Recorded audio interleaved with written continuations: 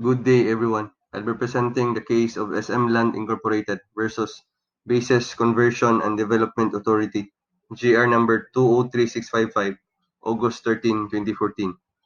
Facts of the case. SM Land Incorporated submitted to the Bases Conversion and Development Authority unsolicited proposals for the development of the Bonifacio South property. Upon the acceptance of the terms of the final unsolicited proposal, issuance of certification of successful negotiations, and eligibility to enter into the proposed joint venture activity.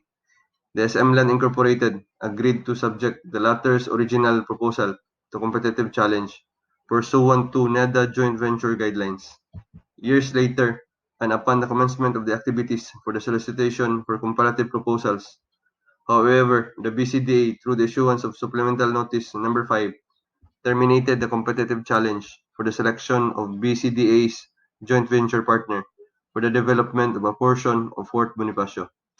SMLI argued that BCDA's unilateral termination of the competitive challenge is a violation of SMLI's rights as an original proponent and constitutes abandonment of BCDA's contractual obligations.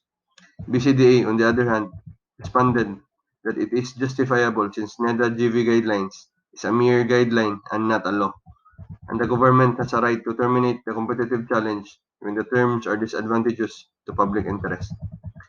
Issue: whether BCDA and SM Land Incorporated have a contract that would bestow upon the latter the right to demand and its unsolicited proposal be subjected to a competitive challenge.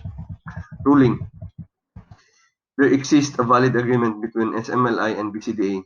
Article 1305 of the New Civil Code defines a contract as a meeting of minds between two persons whereby one binds himself with respect to the other to give something or to render some service.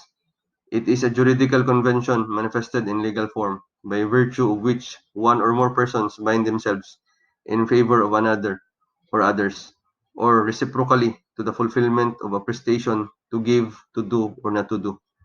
The succeeding Article 1318 of the Code lays down the essential requisites of a valid contract, to wit: Number 1, consent of the contracting parties. Number 2, object certain, which is the subject matter of the contract. And number 3, cause of the obligation, which is established.